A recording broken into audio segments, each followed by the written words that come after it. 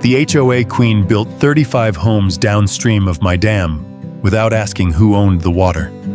I didn't say a word when they handed me the eviction notice for my own land. They thought I was just a quiet engineer, until I opened my grandfather's old dam and their 35 homes started to tremble. This isn't just a story about water, it's about justice, and how one man made an entire HOA pay with nothing but a piece of paper and the will to do what's right. The wind came early that morning, curling through the cottonwoods and whispering against the old ranch house like a memory that refused to settle. Jake Remy stepped out onto the porch with his coffee, boots scuffing against the warped boards that had been there longer than he'd been alive. The sun hadn't cleared the ridge yet. The dam down below caught a shimmer of pale light, a quiet mirror that reflected everything he loved about this place. Calm, simple, self-reliant. That's when he saw it. A plain white envelope, half-soaked from the dew, pinned beneath a small rock on the porch rail. No postage, just a typed label. Notice of Property Reassignment. Willow Creek Estates, HOA. Jake set his mug down slowly, the way a man does when something feels wrong. He tore the envelope open and scanned the first lines. Each word landed heavy and deliberate. This correspondence serves as formal notice that your occupancy of Parcel 41B, formerly Willow Creek Reservoir Lot, constitutes trespass under the Willow Creek Homeowners Association Charter. You are hereby required to vacate within 30 days. He read it twice, then a third time, eyes unmoving. Vacate. Trespass. The words made as little sense as if someone had told him the river was running backward. A blue jay called from the fence post, its cry cutting through the silence. Jake looked past the pasture toward the dam his grandfather had built with his own hands in 1978. A broad earthen wall curving around the lake like an arm protecting what was his. 47 acres of Texas soil, fenced, deeded, paid for, and maintained through 3 generations. He walked inside, each step on the pine floor echoing faintly. The kitchen smelled of cedar smoke and last night's coffee. He spread the letter across the table beside a stack of papers bound with brittle twine. Inside that bundle lay everything that mattered. Tax receipts, survey maps, his grandfather's Army Corps correspondence, and at the very bottom, wrapped in wax paper, the original 1923 water rights deed. Jake unwrapped it carefully. The parchment was yellowed, the ink faded but clear.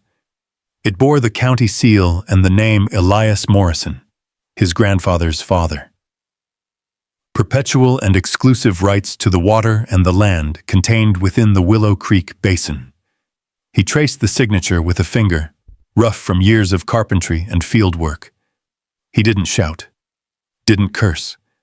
He simply set the deed next to the HOA letter, 2 pieces of paper, almost a century apart, sitting side by side like truth and arrogance staring each other down.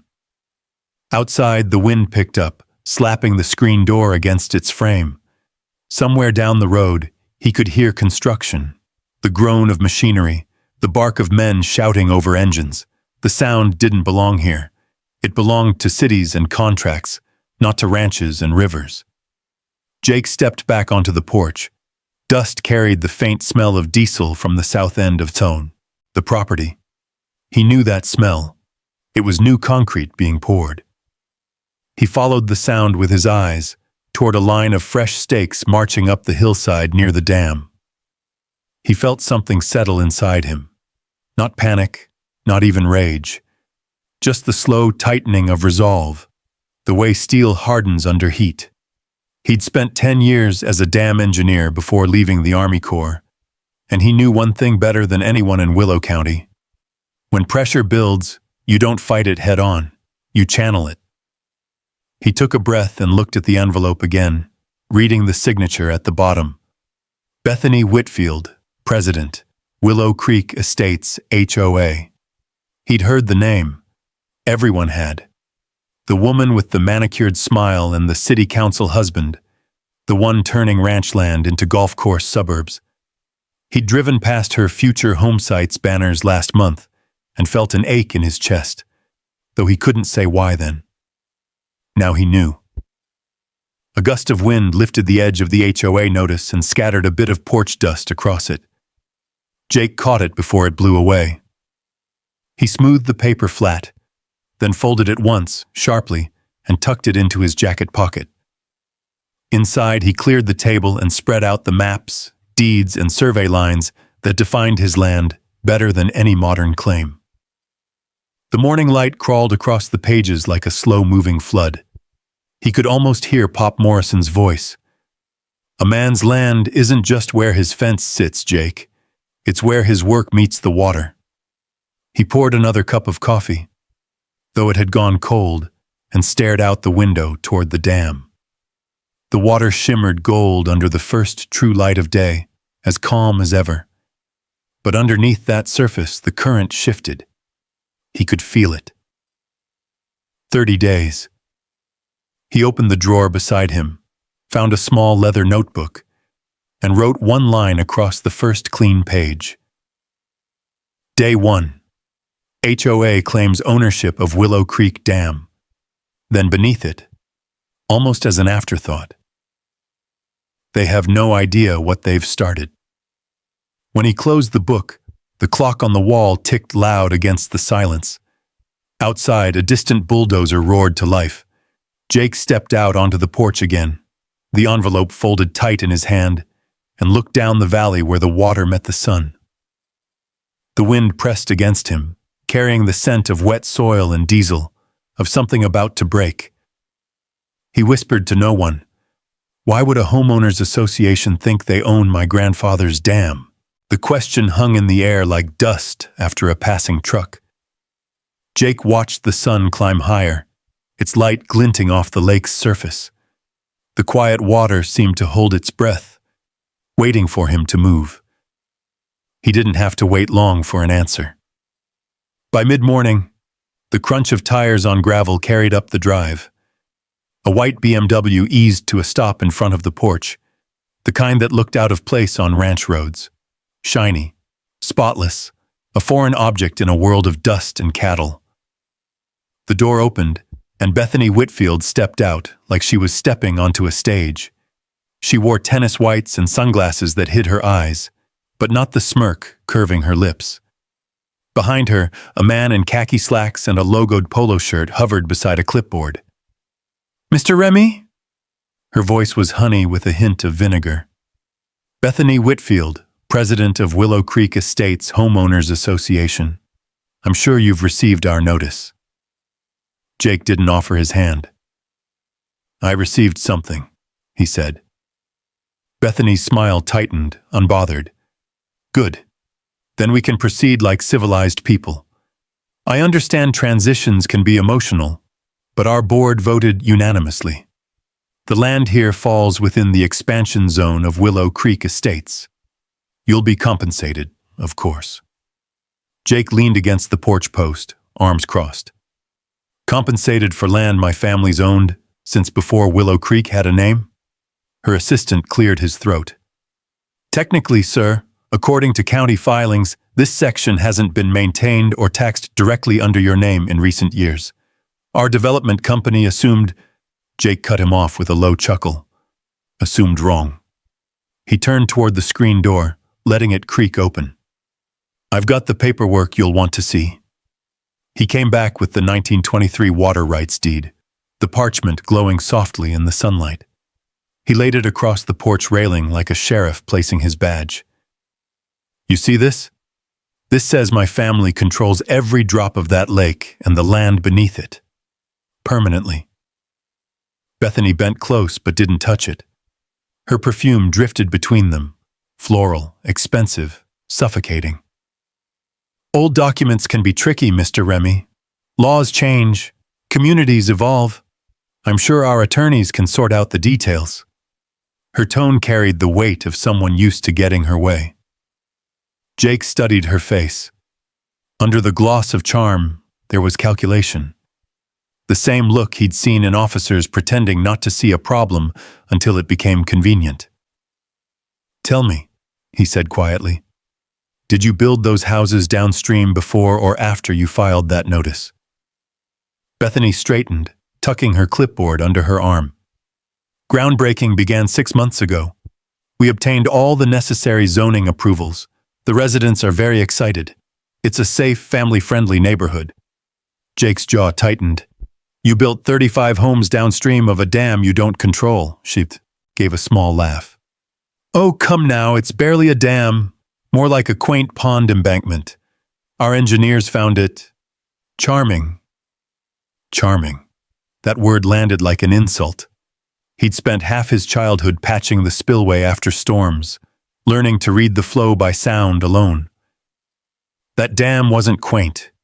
It was a living thing, built with care, balanced with precision. Bethany pulled her sunglasses back on. You'll receive a formal offer soon. I suggest you take it. It's generous considering. Considering what? That the county recognizes our jurisdiction now.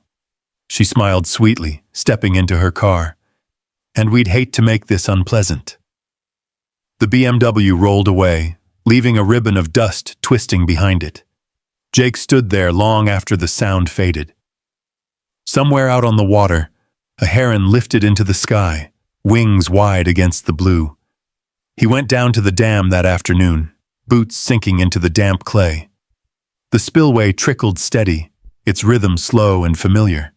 But downstream, the creek bed looked different, shallower, rocks piled strangely where the flow should have cut through. When he followed the bend, his heart sank. Orange survey flags lined both sides of the creek.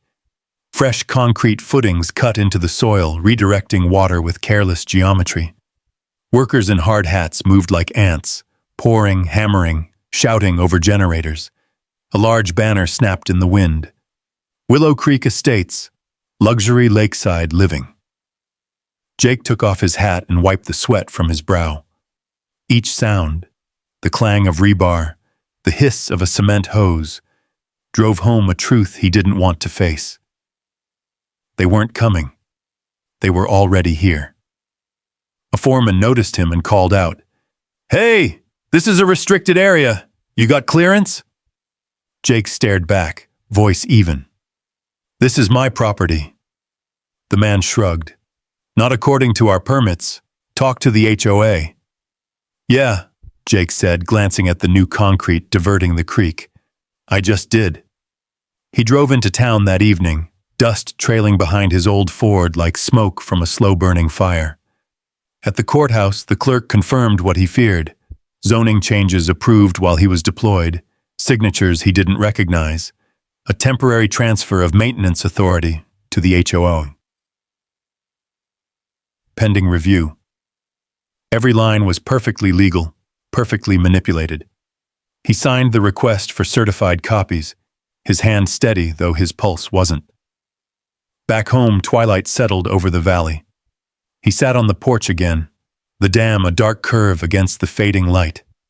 The crickets hummed. A coyote called far off, answered by silence. He opened his notebook and wrote, Day 3. They built 35 homes downstream. HOA calls it progress. Then below it, progress has a price. The wind lifted across the lake, carrying a faint smell of fresh concrete and arrogance. Jake watched the porch light flicker once, as if the ranch itself was holding its breath. Somewhere, beyond the dark hills, rain clouds gathered, heavy, patient, waiting. Jake Remy stood on the porch with the morning coffee he hadn't tasted, watching the low clouds roll across the horizon.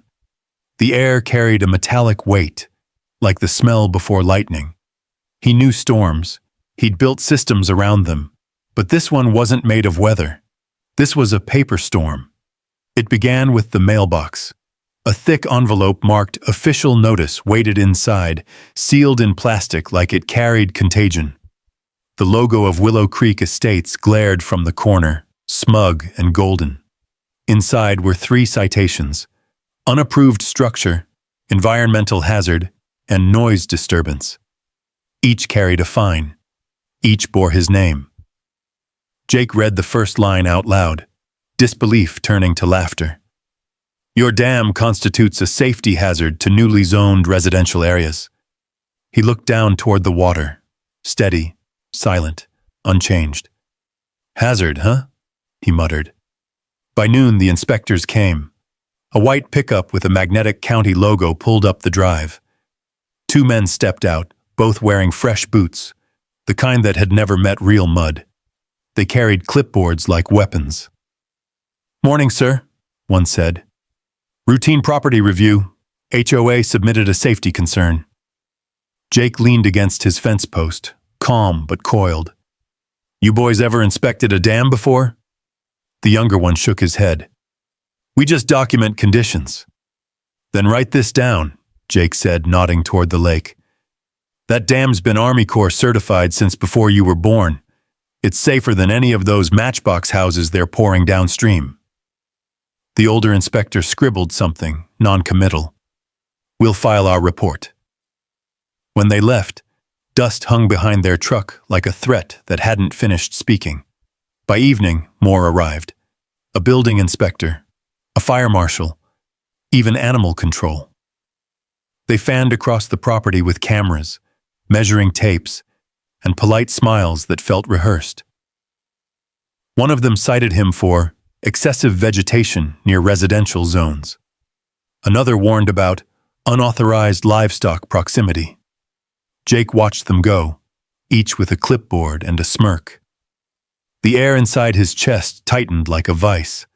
That night, headlights appeared again. Not inspectors this time, but a county sheriff cruiser. A woman stepped out, holding a folder and a clipboard. Her badge caught the porch light.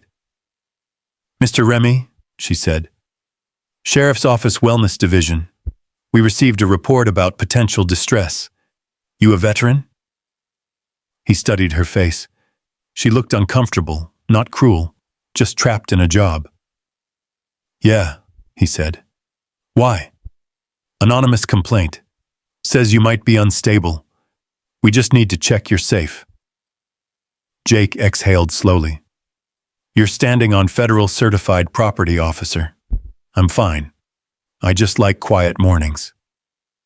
She nodded, scribbled something, and left with an apologetic smile. But Jake saw it. The HOA's latest move. They weren't just after his land. They were trying to paint him unstable, dangerous, unreliable. He spent that night at the kitchen table under the yellow lamp, surrounded by papers. He lined every document in neat rows, water rights, dam permits, tax receipts, and began scanning them one by one. If they wanted paperwork, he'd drown them in it. Outside, the wind picked up. The sound of rain brushed the roof, soft at first, then steady. He could hear the dam's spillway whispering in the distance, steady and calm, like it knew how to wait. He found his old camera traps, the ones he used to track deer movement, and mounted them around the perimeter of the ranch. Infrared, motion-triggered, time-stamped. He wasn't just a landowner now. He was gathering evidence. 2 nights later, at 2:14 a.m., the first camera clicked. Jake sat in the dim light of his workshop, scrolling through photos on his laptop. Frame by frame, he saw headlights sweeping across the far side of the property. Then, 2 figures near the creek, one holding a shovel, the other a bucket. The next frame showed gravel spilling into the inlet that fed the dam. They were diverting his water. He leaned back, the chair creaking under him. Got you, he whispered. At dawn, he walked the creek bed. The water was shallower, the flow sluggish. The air smelled wrong, muddy and sharp, like wet cement. Someone had dumped construction fill upriver. He knelt, scooping a handful of the mix. Concrete grit stuck to his fingers. By midday, he was in town again, filing a report with the county environmental office. The clerk, a tired man behind thick glasses, scanned the form without looking up. We'll forward it to the HOA liaison, he said. Jake frowned. The HOA liaison is the one breaking the law. The man sighed. Sir, These things take time. Jake left the building without another word. On the steps outside, the rain started again. Not heavy, just enough to turn dust to clay. He watched it slide off the courthouse awning, rippling down like the beginning of a flood. That night, thunder rolled far off, a promise more than a threat. Jake sat on the porch with his camera feed running live on his phone, coffee steaming in the cool air. The ranch was quiet, save for the creak of the windmill and the steady hiss of rain on the tin roof. He opened his notebook and wrote, Day 6. Citations, inspections, fake complaints. They're building a case.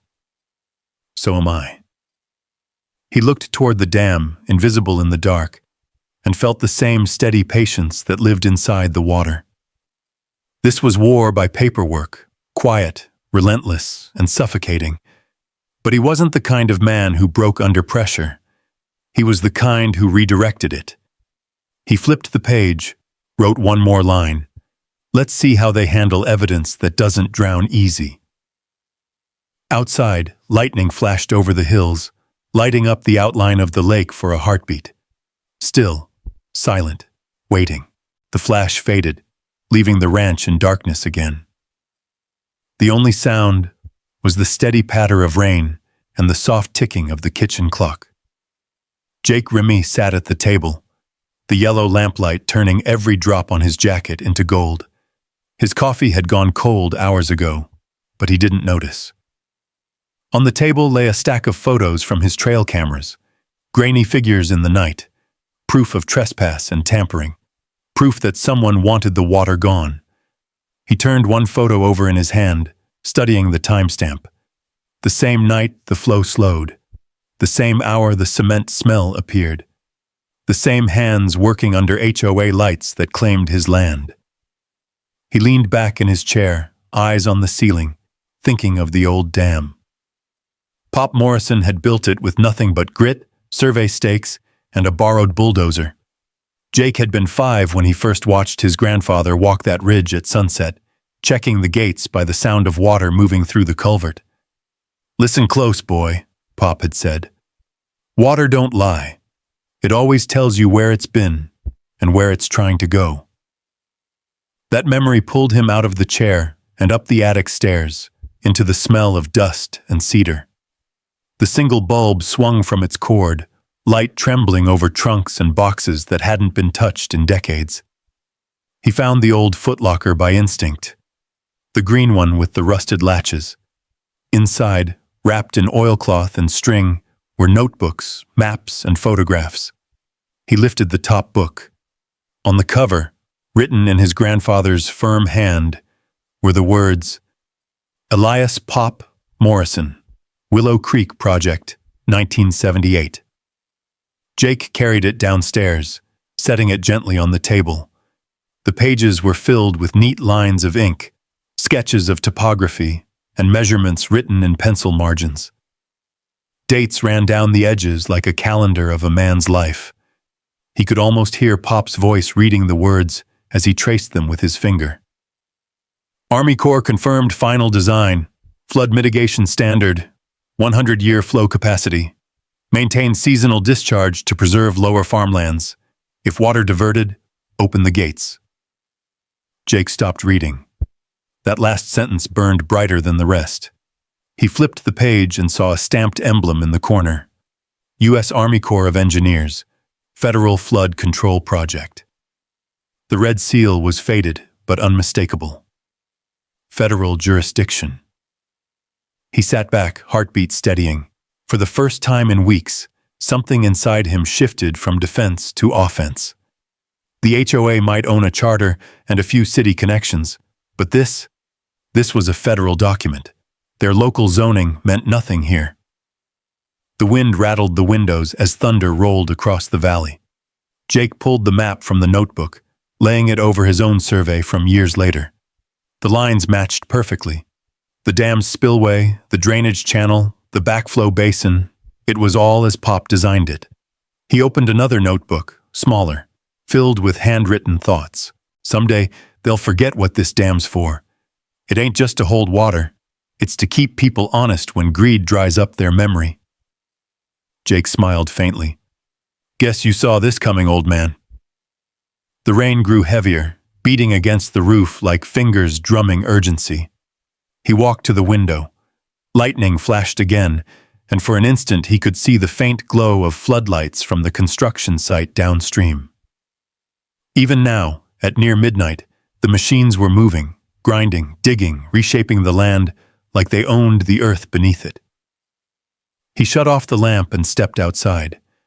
The night was warm, thick with the smell of wet soil and diesel from the valley below. Each step down the gravel path squelched with mud.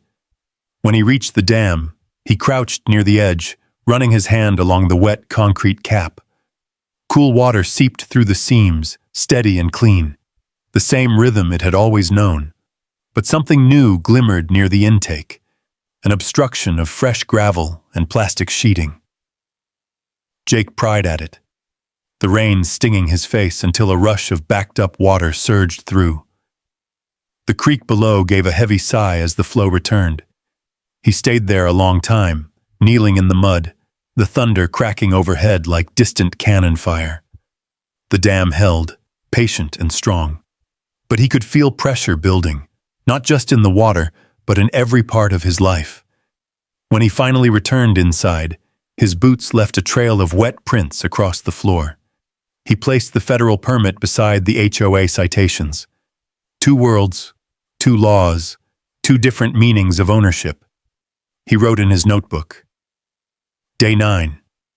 Found Pop's original Army Corps documentation. Federal oversight. HOA can't touch it. Then another line. There's more. There's always more buried where truth gets inconvenient. He flipped to the last page of Pop's logbook. There, tucked between pages brittle with age, was a folded letter on official stationery. He unfolded it carefully. To Elias Morrison, regarding Willow Creek project authorization. Federal jurisdiction maintained in perpetuity. Local entities to defer to Corps for inspection, modification, and operational control.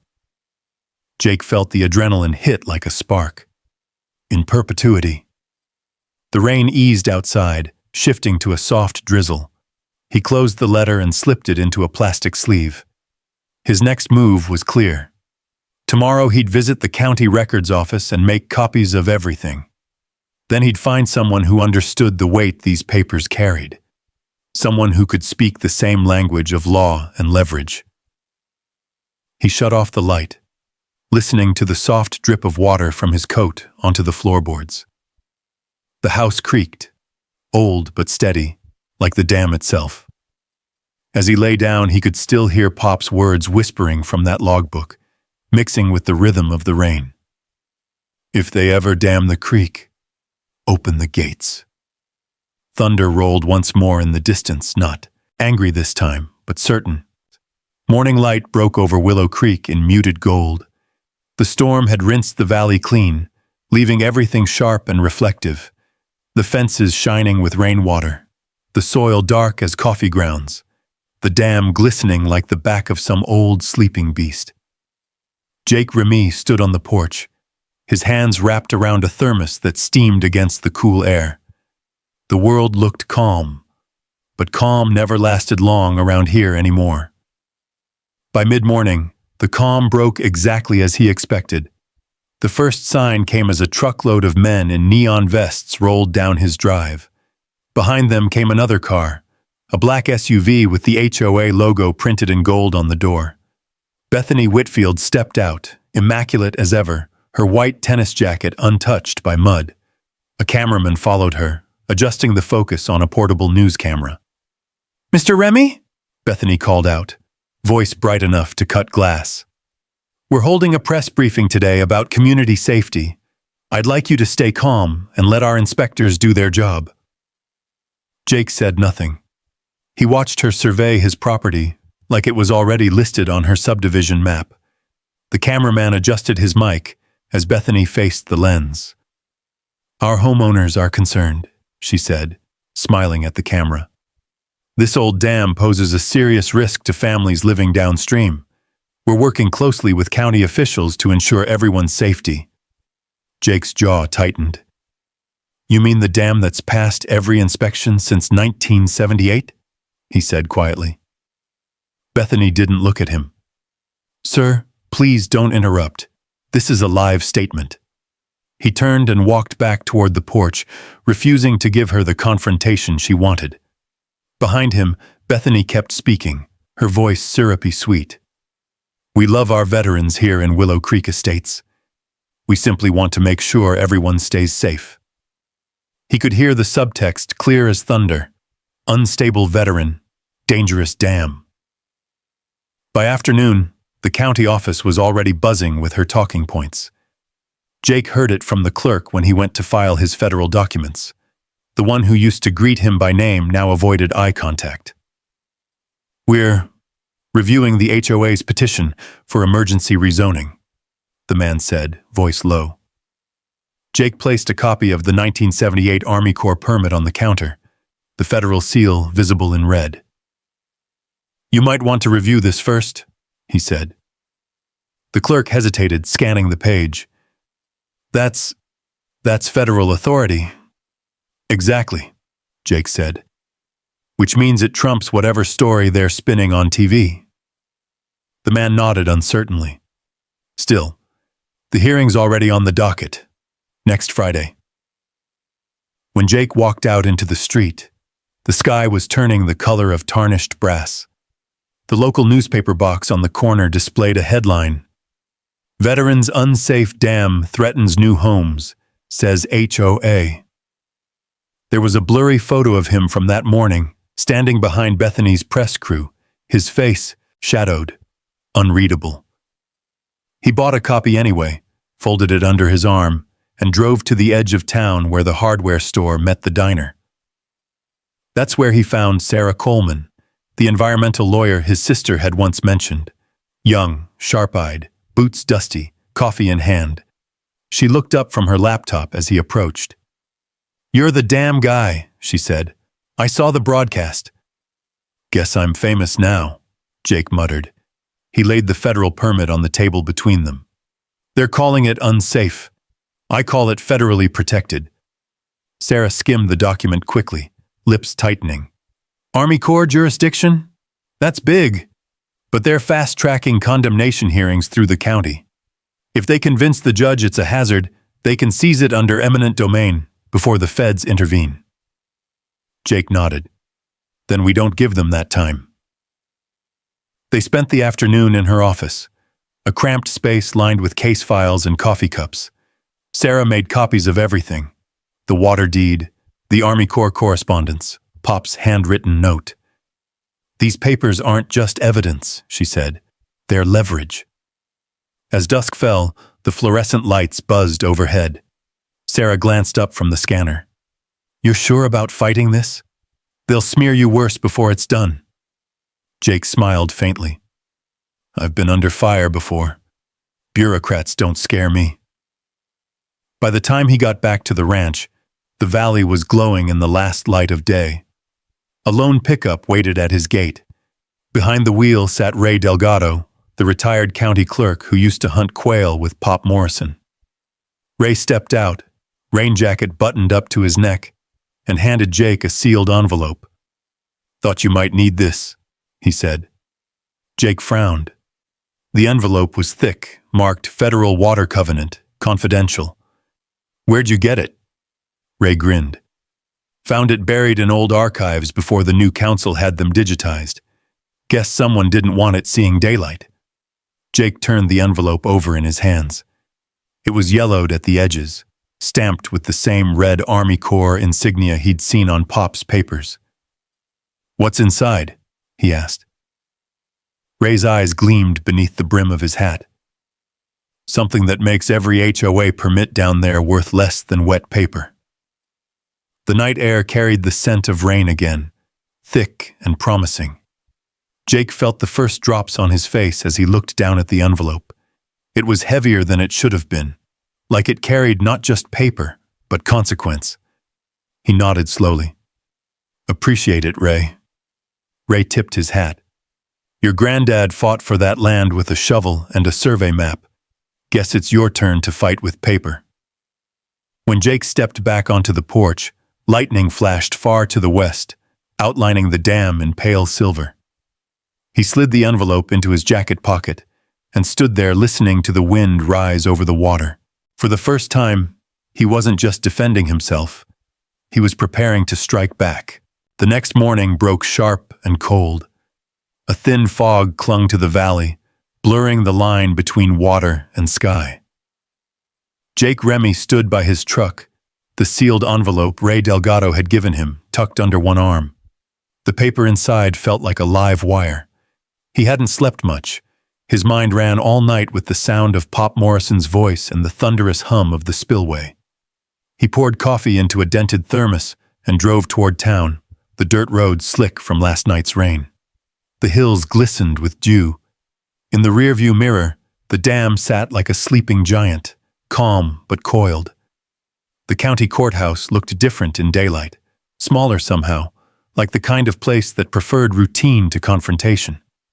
Inside, Jake found Sarah Coleman waiting near the records desk, a stack of files under one arm, her expression equal parts determination and fatigue. "Morning," she said. "Ray called, said you've got something." Jake placed the envelope on the counter between them. "He said it came from the archives, Federal Water Covenant." Sarah raised a brow. "You open it yet?" He shook his head. "Figured it deserved witnesses." She smiled faintly. "Good instinct." Together they broke the wax seal. Inside were 4 pages, crisp despite their age.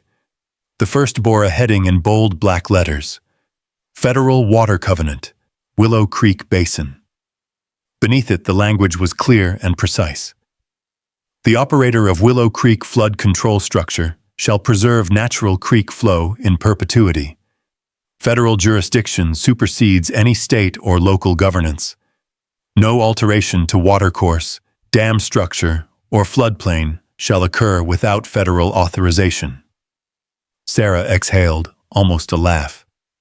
"Jake, this is gold. They can't touch your property, your dam, or that water. Not the HOA, not the council.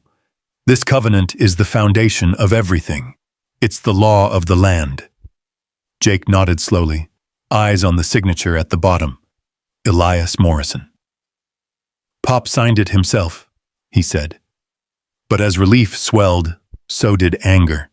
Because that meant one thing: the county, the HOA, maybe even the developers had seen this document once before and buried it. Sarah's face darkened. If they knew about this and still filed zoning changes, that's fraud. We can bring it to the EPA, to the Corps, but we need to file an injunction before Friday's hearing. That buys us time. They spent the rest of the morning drafting motions. Jake signed where she pointed, the weight of each stroke pressing years of silence into action. Outside the courthouse window, the wind picked up, scattering dry leaves across the square. When they finally stepped out, Bethany Whitfield was waiting. She leaned against her white BMW, arms folded, sunglasses hiding everything but that knowing smile. "Mr. Remy, Ms. Coleman," she greeted, voice syrupy as sweet tea. "Busy morning?" Sarah squared her shoulders. "We're exercising legal rights on federally protected property." Bethany laughed softly. "Oh dear. You can wave your papers all you like, but perception matters more than paperwork. And the perception, Mr. Remy, is that you're an unstable man blocking community progress." Jake's jaw flexed, but his tone stayed calm. "Then I suppose we'll let the courts decide who's unstable." Bethany's smile faltered, just a hair. "Courts," she said, "can be unpredictable." She slipped back into her car, perfume trailing in her wake, and the engine purred to life. Sarah watched her go. "She's nervous," she murmured. "Not nervous enough," Jake replied. That night, Sheriff McKay pulled up to the ranch, headlights sweeping across the porch. He climbed out of his truck, rain hat pulled low. "Evening, Jake," he said, voice low. "Thought you should know. The HOA hired private security. Says it's to monitor dam safety. They've been seen near your fence line after dark." Jake's stomach tightened. "Trespassing?" McKay gave a weary shrug. "Technically, they're calling it observation. I'll do what I can, but they've got a judge's temporary access order, signed yesterday. It's thin, but legal enough to make a mess." The sheriff looked out toward the valley, where distant lights from the new houses glimmered through the rain. "You're walking into a hornet's nest, son. Just keep it clean. You've got the law on your side. Don't give 'em anything else." "I won't," Jake said quietly. "But they're about to learn the law cuts both ways." After McKay left, the night settled thick and humid. Jake sat by the window, watching the fog crawl down the hills. He could see faint movement beyond the tree line. Headlights again, slow and deliberate, sweeping across the pasture. 2 vehicles this time. He killed the cabin light and moved onto the porch. The air smelled of wet pine and something metallic. Oil, maybe.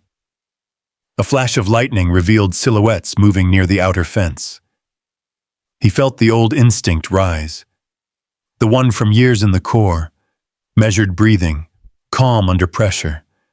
But this wasn't a battlefield. This was a ranch, and his weapon was truth. He quietly raised his phone, snapping photos through the dark. Each flash of lightning gave him another frame. Men in tactical vests, carrying tools, one pointing toward the dam. He waited until they turned their trucks around and drove off. Only then did he exhale. Inside, he transferred the photos to his laptop, labeling each with time and coordinates. Sarah would need them. So would the sheriff. Then he opened Pop's logbook one more time, flipping to the last page where the ink had bled from age. Beneath the faded lines was a short entry he hadn't noticed before. "The covenant protects the water, but not the men who forget why it flows. When greed dries up memory, the dam remembers." He closed the book and looked out the window toward the dam. The rain had stopped, but mist still drifted across the lake like smoke. The water was calm, but deep down, it was gathering strength. He whispered to himself, "The dam remembers." By morning, the sky was bruised with the color of gunmetal. The air carried the uneasy stillness that always came before a storm. Jake Remy walked the fence line with his camera in hand, following muddy tire tracks left by last night's visitors. They cut straight toward the dam's service road, deep and fresh. He crouched beside one, pressing his fingers into the cold impression. The mud still smelled of diesel. The water level had dropped a few inches overnight. The flow through the spillway was sluggish, uneven. He knelt by the intake pipe and saw a pale cloud swirling beneath the surface. Cement dust. Someone had been dumping concrete again, trying to choke the water. He took photos, zoomed in on the residue floating like milk in coffee, then collected a small sample in a jar. It wasn't anger anymore that filled him. It was calculation. Every move they made left a trace, and every trace was evidence. By noon, he was back in town, meeting with Sarah in her small office. She looked tired, a half-empty cup of coffee beside her laptop. "They're escalating," Jake said, setting the jar on her desk. She frowned at it. "That's slurry. If they're introducing fill into a federal waterway, it's a Clean Water Act violation. That's not a civil offense. That's federal criminal territory." Jake leaned forward. "Good. Then it's time they remembered who they're dealing with." Sarah exhaled slowly, pushing her glasses up. "I'll contact the EPA's regional office in Dallas. If they send an agent to observe operations, you'll need to document everything. Photos, timestamps, coordinates. We'll need a demonstration, not just evidence." "A demonstration?" "Show them the creek's natural path, the original water line. You can prove what's being blocked, without causing damage." Jake nodded slowly. "You want a demonstration? I'll give them one.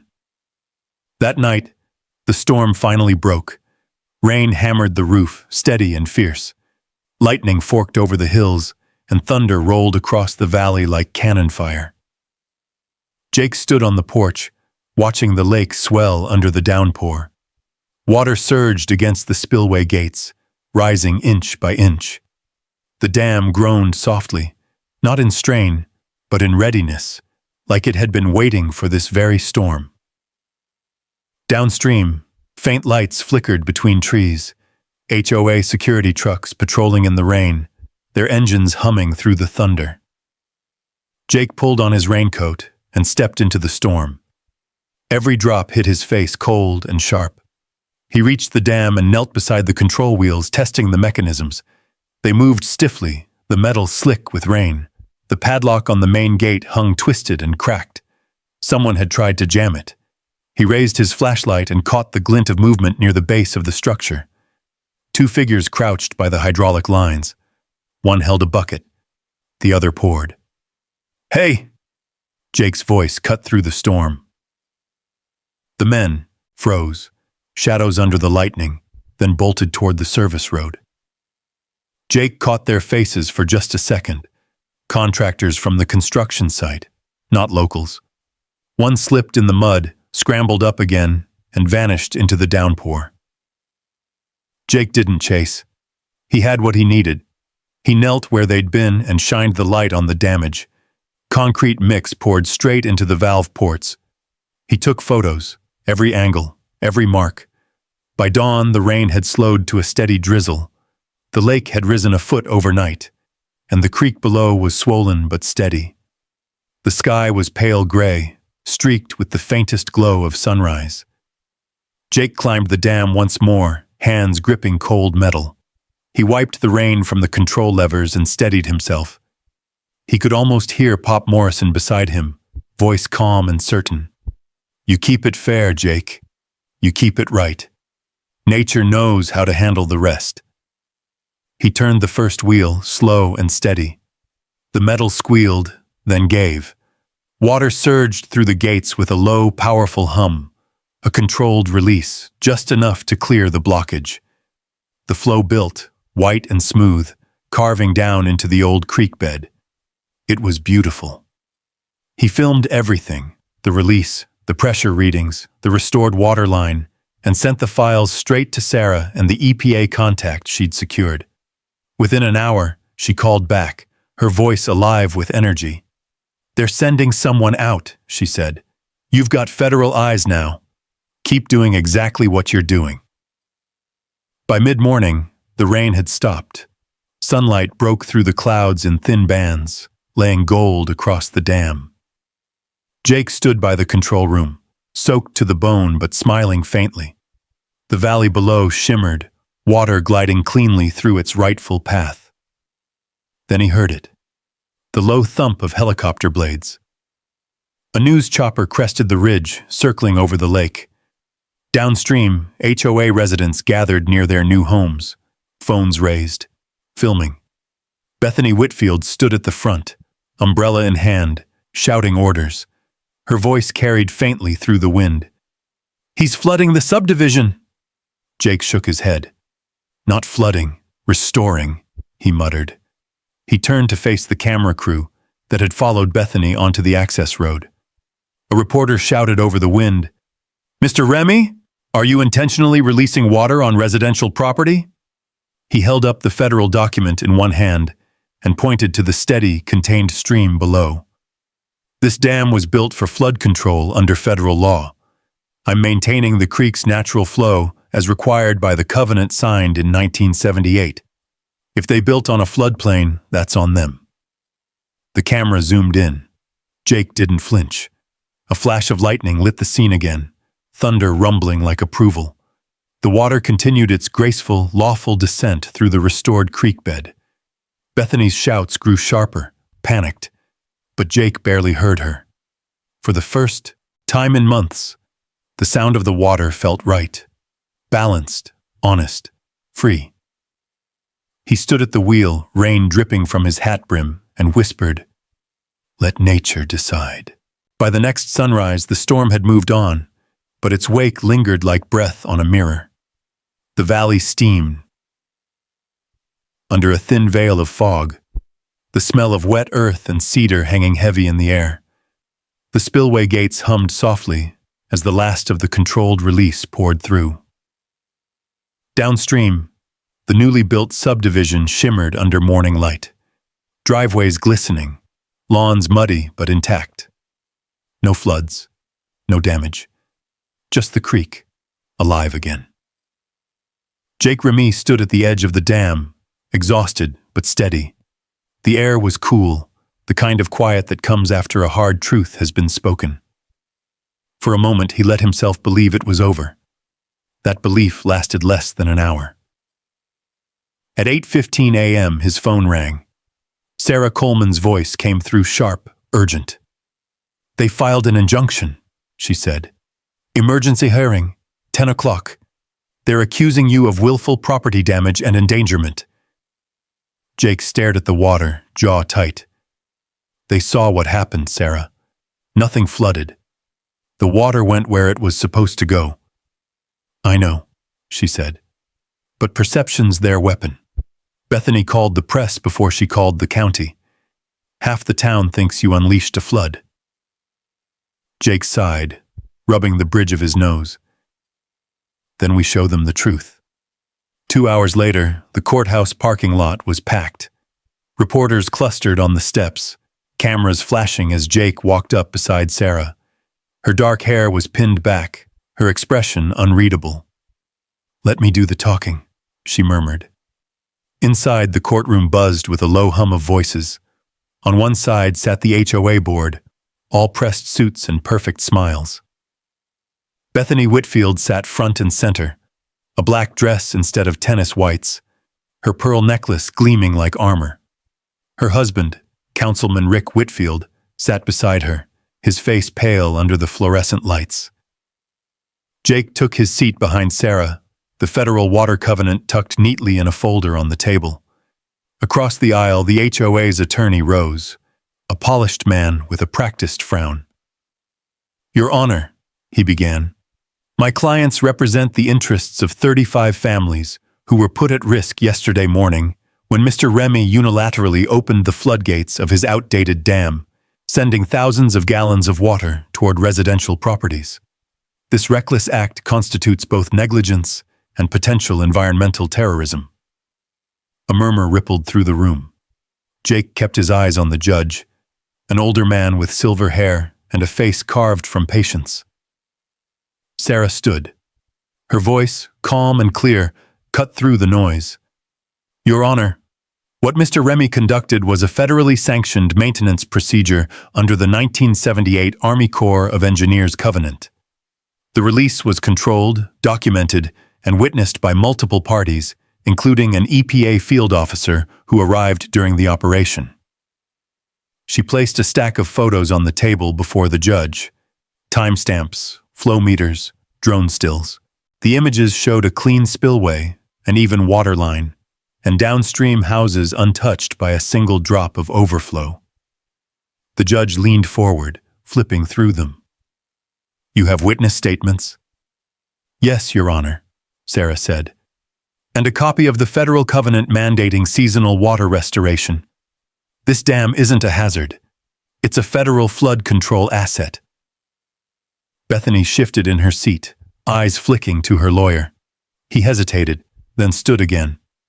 "Even if the covenant exists, it's outdated. The HOA's development falls under local zoning." Sarah smiled slightly. "Outdated? Federal law doesn't expire to suit a neighborhood association." The room chuckled, soft but real. Bethany's face stiffened. The judge turned to Jake. "Mr. Remy, did you notify the HOA before you opened the gates?" Jake rose slowly. "No, sir. The HOA doesn't own the dam. They built on land they didn't check, below a structure they don't understand. My grandfather built that dam to protect this valley, not to endanger it." Bethany's voice broke in, sharp. "You could have killed people."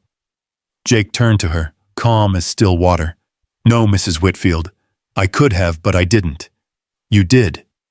When you built downstream of a federal flood channel. A few gasps echoed from the gallery. Even the judge's gavel pause carried weight. Sarah stepped forward, handing over another document. Your Honor, this is a certified recording of Councilman Whitfield's development meeting from 2 years ago.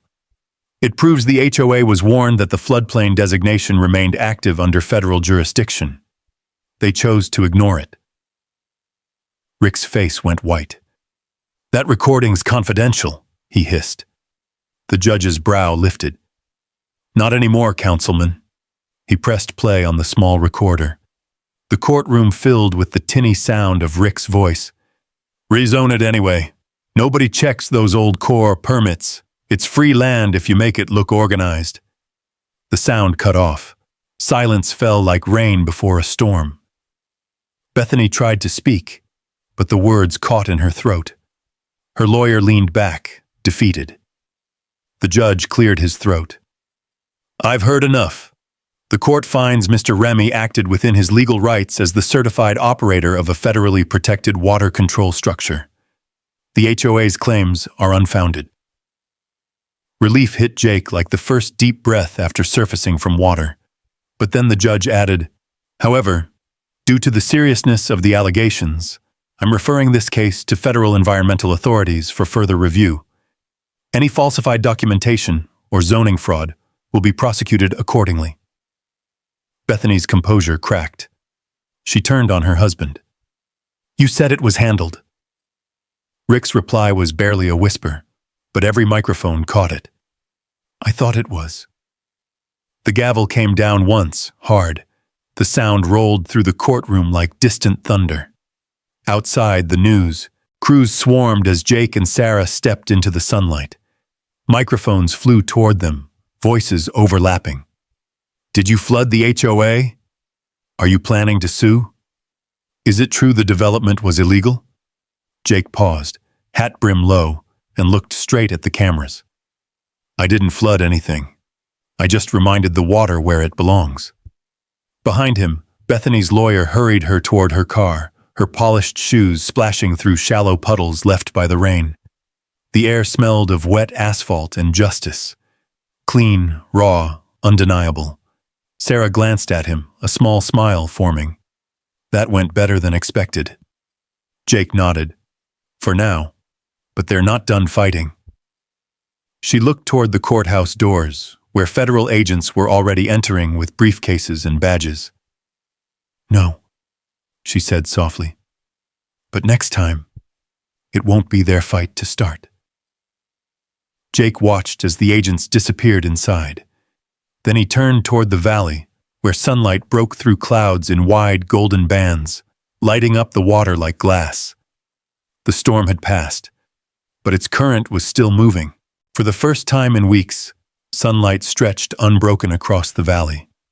The lake gleamed like polished glass, its surface calm but heavy with memory. Jake Remy stood at the fence line, hat tilted low against the glare, the smell of wet cedar and river silt thick in the air.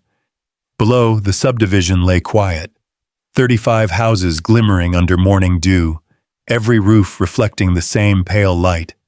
It should have looked peaceful, but to him, it looked like denial built in neat rows. The courthouse ruling had gone public overnight. The news cycle spun fast. Local HOA loses federal case. Veterans Dam deemed protected. Zoning scandal rocks council. By sunrise, every screen in town carried his name. Some called him a hero, others called him reckless. But the truth was simpler. The law had held, and that made certain people nervous. Sarah called just after 8. You should sit down before you hear this, she said. Her voice carried that clipped calm she used when delivering bad news. Federal investigators raided the development office this morning. Rick Whitfield's name was on every document. Loan fraud, environmental misrepresentation, even forged flood certifications. Jake's hand tightened around the phone. Bethany? Her too. They traced campaign donations, construction kickbacks, the works. The bank froze their accounts an hour ago. They'll seize assets by end of day. Jake exhaled slowly, watching a hawk circle over the ridge. That's justice, then. Sarah hesitated. Maybe. But be ready. They'll try to spin it. People like Bethany don't go quiet. She was right. By noon, Bethany Whitfield appeared on local television, sitting in her manicured living room, tears glistening under perfect lighting. I never meant to hurt anyone, she told the reporter, voice trembling. I was protecting families. That man manipulated old laws to destroy what we built. Jake watched the broadcast from the diner in town, surrounded by the soft hum of morning conversation and the smell of bacon grease and coffee. Folks glanced his way but said nothing. A few nodded. Most just looked uneasy, caught between sympathy and fear of getting involved. He folded the paper on the counter and left without finishing his coffee. Back at the ranch, 2 black SUVs waited near the gate. Federal seals on the doors. 3 agents stepped out, crisp suits gleaming in the sun. The lead agent, a woman with sharp eyes and a clipped tone, flashed her credentials. Agent Kim, EPA Enforcement Division. Mr. Remy, we're here to conduct an environmental verification and secure remaining documentation. Jake gestured toward the house. You'll find everything on the kitchen table. Photos, time-stamped video, water samples. You want the truth? It's all there. The agents nodded and went to work. As they moved through the property, Jake walked down to the dam. The lake mirrored the sky so perfectly it looked infinite. He crouched near the control wheel, running his fingers along the cool metal. The storm had scrubbed away the cement residue left by the saboteurs. The water now ran clean, bright, alive. Behind him, Agent Kim called out, You did everything by procedure. The release pattern matched federal hydrology data perfectly. You saved the watershed, Mr. Remy. That's rare. Jake nodded. I just followed the rules. Most people don't, she replied quietly. Later that afternoon, he sat on the porch as the news rolled again, this time different. Footage showed federal agents hauling boxes of documents from the HOA's main office. Then came a drone shot. The subdivision's manicured lawns dotted with property under federal review signs. Bethany's tearful interview played again, but now it ran beside another clip.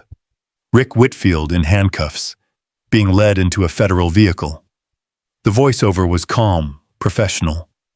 Sources confirmed the HOA and affiliated developers falsified floodplain reports to secure illegal insurance coverage, directly violating federal statutes. Jake leaned back in his chair, the wood creaking beneath him. A slow breeze carried the scent of sage and rain. He wasn't smiling, not quite, but there was something lighter in his chest, a weight lifting, grain by grain. The phone buzzed again. It was Ray Delgado. You see the news? The old clerk said. They finally called it what it is, fraud. I saw, Jake said. Didn't think it'd end this fast. Ray chuckled. Fast? Son, this took 40 years. You just happened to be the one standing when the dam broke. Jake looked out at the water. Pop built this to hold back floods. Funny how it ended up holding back lies. Evening settled over the valley, slow and orange. Crickets tuned up in the tall grass. Sarah's old Jeep appeared on the dirt road, dust curling behind it. She parked by the porch and climbed out, waving a thick envelope. Settlement offer, she said. Federal restitution for the damage they caused. And one more thing. You might want to read the last page. He opened it, scanning the letter. The words hit like quiet thunder. By federal order, the Willow Creek Dam and surrounding watershed are hereby designated as a protected heritage site under federal jurisdiction. He looked up at her, speechless. Means no HOA, no developer, no politician can touch this land again, she said, smiling. It's yours, and it's untouchable. The wind picked up, rustling the cottonwoods along the creek. Somewhere below, the water murmured through the restored channel, a sound soft as breathing. Jake closed the folder, feeling the paper's weight settle into his hands. The fight that had filled every waking moment now felt distant, like the echo of thunder after the storm's already gone. He poured 2 cups of coffee, handed one to Sarah, and together they sat watching the sunset melt into the water. She glanced at him. "What happens to those 35 homes now?" Jake sipped his coffee, eyes on the horizon. "They'll learn what it means to live downstream." Neither of them spoke for a while. The sky turned violet, then deep blue. Fireflies flickered near the fence line, their small lights blinking over the fields. Down in the valley, one of the new homes already had a "for sale" sign. The irony wasn't lost on him. He opened Pop Morrison's logbook one last time and read the line that started it all. "If they ever dam the creek, open the gates." He smiled faintly. "Guess we did, Pop." The sound of the water below was steady and sure, the truest voice the land ever had. The sound of the water below was steady and sure, the truest voice the land ever had. Morning came soft over Willow Creek, the light golden and clean. Mist lifted from the surface of the lake, curling upward like breath from something finally at peace. Jake Remy sat on the porch, a mug of fresh coffee warming his hands. The sky above the valley was open and endless, no longer framed by worry or threat. The world had gone quiet in the best possible way. No more HOA trucks idling at his gate, no more inspectors with clipboards, just the calls of red-winged blackbirds and the low creak of the windmill turning slow circles in the morning breeze. Down by the water, children's laughter carried faintly across the pasture. Miguel Santos's grandkids were splashing near the shallows, their bright boots kicking up spray. Mrs. Chen was there too, her wide straw hat bobbing as she tended the new garden that stretched along the creek bank. Willows and reeds planted to hold the soil, poppies for color. The whole valley was alive again. Sarah Coleman stepped onto the porch, 2 envelopes in her hand, and that half-smile that meant she was about to change his day.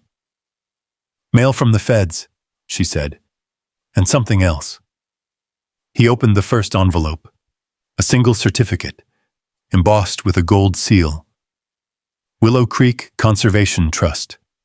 It confirmed what the restitution letter had promised. The dam, the lake, and the surrounding watershed were now permanently protected. His grandfather's legacy had become the valley's future. The second envelope held a photograph. It showed his spillway in perfect symmetry, water flowing through the gates, sunlight turning it to silver. At the bottom, handwritten in careful script, were the words, "Case Study, Army Corps of Engineers 2024, Model for Sustainable Rural Flood Management." Jake let out a low laugh.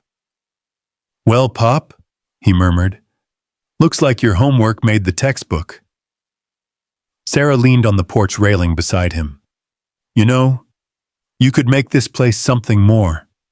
Education center, maybe. Let folks learn how to take care of water the way you did." He nodded slowly. "Maybe. But first, it deserves a little peace." She smiled. "Peace doesn't last long around you." He looked toward the horizon, where the creek wound through the valley like a bright thread, disappearing into the cottonwoods. "Maybe that's the point," he said. "The creek moves, but it always finds its way home." That afternoon, the community gathered for what folks called the Restoration Picnic. Tables lined the meadow, covered in potluck dishes and paper plates. The air smelled of mesquite smoke and lemon pie. Laughter carried on the wind, easy and familiar. Miguel raised a toast with a mason jar of sweet tea. To Pop Morrison and to Jake, for teaching us water's got memory, and so does justice. Applause rippled through the crowd, warm and genuine. Even Sheriff McKay showed up in plain clothes, tipping his hat with a grin. Never thought I'd see the day an HOA got washed out by paperwork, he said, earning another round of laughter. As the sun dipped low, turning everything bronze, Jake walked down to the creek alone. The water glimmered between the reeds, calm but alive, carrying whispers of all that had happened. He crouched by the bank, dipped his hand in, and let the cool current run across his skin. He took a small mason jar from his pocket, old, with a worn brass lid, and filled it halfway. The light caught the water inside, shimmering like liquid glass. He sealed it and held it for a moment, listening to the faint hum of the spillway upstream.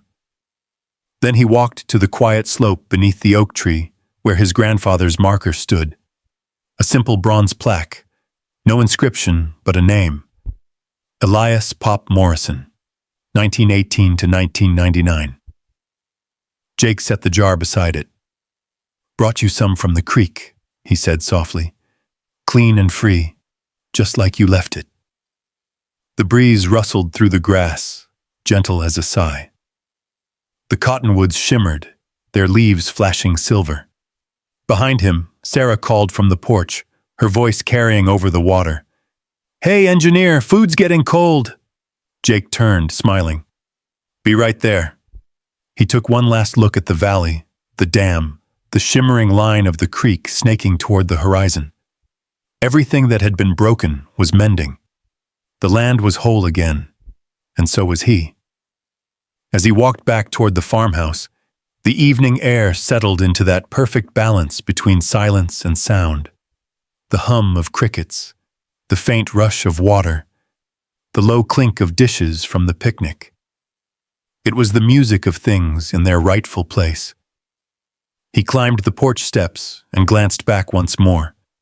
The last light of day caught the spillway, turning it to gold. "Sometimes," he said under his breath, "you flood the valley to save the creek, not out of anger, but out of respect for what's right." The words drifted into the twilight, carried by the same wind that stirred the water below. The creek shimmered, whispering back, as if it remembered every word. If you've ever stood your ground for what's right, you know how it feels when justice finally flows your way.